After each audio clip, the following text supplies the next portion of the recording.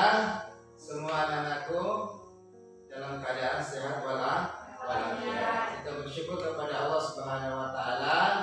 Hari ini kita masih sempat untuk hadir di sekolah untuk mendapatkan ilmu. Sebelum kita mulai, kita berdoa kepada Allah Subhanahu wa taala untuk kita pembelajaran hari ini. Mudah-mudahan apa yang kita pelajari hari ini mendapatkan berkah dan mendapatkan petunjuk dari Allah Subhanahu wa taala. Doa akan dipimpin oleh ketua kelas. Silakan ketua kelas dipimpin doanya.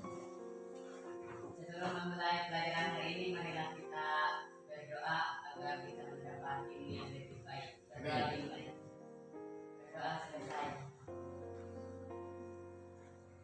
Baik, alhamdulillah.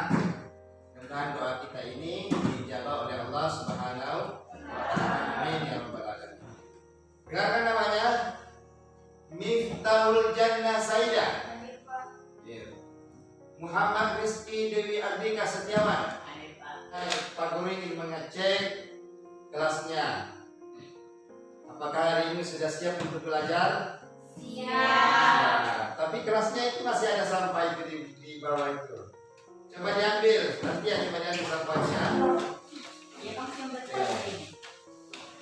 Silakan dibawa keluar dulu di tong sampah dibuang. Alhamdulillah kelasnya sudah siap, sudah bersih. Masih ingat tepuk semangat ya? Masih. Coba kalau begitu kita coba tepuk semangat.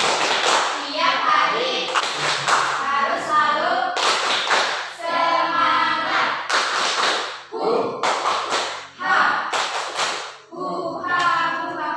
Yes. Sekarang Pak Guru ingin menanyakan pelajaran minggu lalu. Ada yang masih ingat minggu lalu kita belajar apa? Saya Pak. Oke, silakan. Nikmatnya mencari ilmu dan indahnya berbagi pengetahuan. Baik, tepuk tangan semuanya. Hikmatnya mencari ilmu dan indahnya berbagi pengetahuan. Nah, apa itu keutamaan ilmu, mencari ilmu? Ya, apa? Dijadikan derajat yang tinggi di sisi Allah Subhanahu wa taala. Masya Allah, tepuk tangan. Baik, sekarang kita masuk pembelajaran hari ini. Hari ini kita akan belajar tentang Al-Quran dan hadis adalah pedoman hidupku. Anak-anakku sekalian, ada yang tahu apa itu Al-Quran? Saya Pak. Oke, Al-Quran adalah kitab yang diturunkan kepada Nabi Muhammad SAW. tepuk tangan. Dan tujuan pembelajaran hari ini. Satu, setelah anak-anak sekalian peserta didik mengikuti pembelajaran peserta didik diharapkan dapat satu, meyakini Al-Quran, hadis dan ijtihad sebagai sumber hukum Islam. Yang kedua, menunjukkan perilaku ikhlas dan taat beribadah sebagai implementasi pemahaman terhadap kedudukan Al-Quran, hadis dan ijtihad sebagai sumber hukum Islam. Nah, kita masuk materi inti tentang memahami makna Al-Quranul Karim. Apa pengertian Al-Quran itu? Tadi sudah disampaikan teman-temannya. Al-Quran itu adalah kalamullah. Apalagi diawali Al-Fatihah dan diakhiri surah An-Nas. Coba aja kita perhatikan. Kita ditinjau dari segi bahasa. Apa itu Al-Quran? Al-Quran berasal dari kata qara'a yaqra'u qira'atan Qur'anan. Yang artinya apa? Berarti sesuatu yang dibaca atau bacaan. Itu dari segi bahasa. Sedangkan dari segi istilah adalah kalamullah yang diturunkan kepada Nabi Muhammad sallallahu alaihi wasallam. Setelah kita memahami makna daripada Al-Quran, baik dari segi bahasa maupun segi istilah, kita perhatikan apa itu kedudukan Al-Quran sebagai sumber hukum Islam. Al-Quran itu memiliki kedudukan yang paling utama dan tertinggi dalam hukum Islam. Bahkan di dalam surah An-Nisa ayat 59. A'udzubillahi minasyaitonirrajim. Bismillahirrahmanirrahim. Ya ayyuhal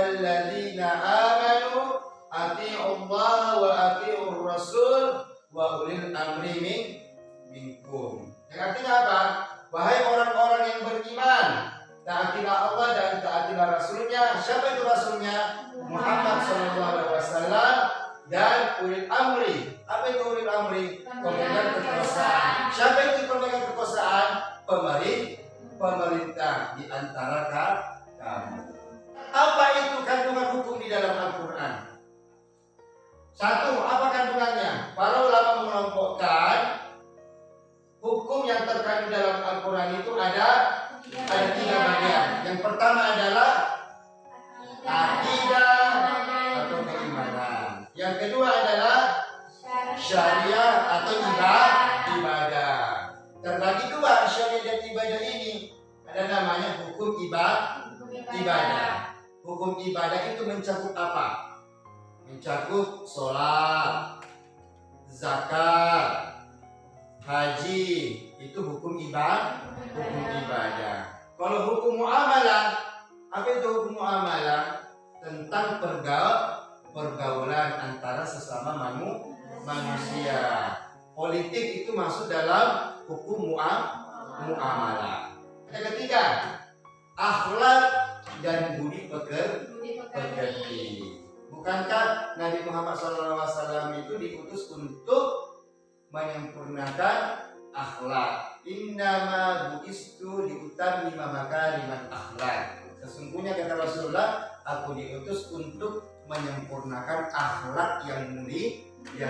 Lebih jelasnya, saya harapkan menyimak video pembelajarannya dengan di layar. Silakan didengarkan baik-baik, disimak, nanti disimpulkan. Secara bahasa, nama Al-Quran itu berasal dari kata qara'a yaqra'u, qira'atan Qur'anan, yang artinya itu sesuatu yang dibaca atau bacaan. Anak-anak sekalian, tadi sudah dilihat ya video pembelajaran? Iya. Bagaimana, bagus? Bagus. Bisa dipahami kira-kira? Bisa. Alhamdulillah. Kalau begitu, sekarang kita bentuk kelompok. Berdiskusi tentang penyampaian Pak Guru, materi yang kita pelajari ini dan hasil pengamatan kalian di video pembelajaran. Baik, sekarang kelompoknya dibentuk. Ayo silakan bentuk 3 kelompok atau kelompok, silakan. Baik, sudah rapi ya semua tempat duduknya? Sudah bentuk kelompoknya? Sudah. Saya harapkan setiap kelompok ini aktif semuanya. Iya. Kerjasamanya bagus ya. Sosialisasinya bagus. Dan silakan menunjuk ketua 1 orang ya. Oke, Pak Guru akan membagikan di layar juga sudah ada LKPD lembar kerja peserta didik. Kelompok 1 ya. Kelompok 1. Silakan kalian berdiskusi. Silakan berdiskusi, diamati gambar, video, dan pertanyaan. Baik, waktunya habis untuk berdiskusi. Sudah selesai semua? Sudah. Kelompok berapa yang siap cuma tampil? Kelompok 1. Ya. Baik, silakan kelompok 1. Silakan membacakan hasil diskusinya. Assalamualaikum warahmatullahi wabarakatuh. Waalaikumsalam warahmatullahi wabarakatuh. Perkenalkan, kami dari kelompok 1. Saya akan membacakan hasil diskusi kami tentang tugas yang diberikan oleh Pak Guru. Baik, silakan. Dari gambar tersebut dapat diambil kesimpulan adalah proses diturunkannya Al-Quran. Al-Quran diturunkan dalam 2 cara, yaitu secara lengkap di malam Lailatul Qadar dari Lauh Mahfuz ke langit dunia, lalu diturunkan ke Nabi Muhammad secara bertahap selama 22 tahun, 2 bulan, 22 hari melalui malaikat Jibril. Sejarah turunnya Al-Quran dibagi menjadi 2 periode, yaitu periode Mekah sebelum hijrahnya Nabi pada 17 Ramadan 610 Masehi dan Madinah setelah hijrah. Dan surah pertama turun adalah surah Al-Alaq ayat 1-5 pada tanggal 17 Ramadan di Gua Hira. Sekian, itulah hasil diskusi kami. Terima kasih. Wassalamualaikum warahmatullahi wabarakatuh. Waalaikumsalam warahmatullahi wabarakatuh. Mari kita kasih aplaus untuk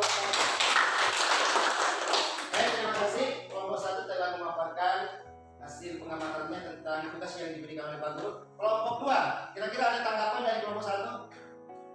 Oke, silakan. Kelompok 2, ada tanggapan. Waalaikumsalam warahmatullahi wabarakatuh.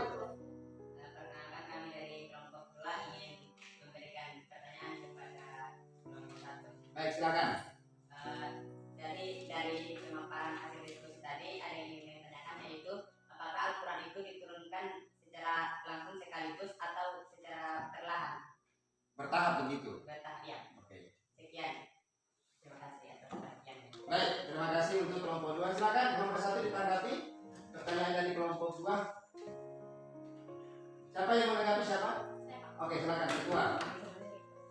Ya, saya akan menjawab pertanyaan dari kelompok 2. Al-Quran itu diturunkan secara bertahap dan berangsur-angsur selama 22 tahun, 2 bulan, 22 hari melalui malaikat Jibril.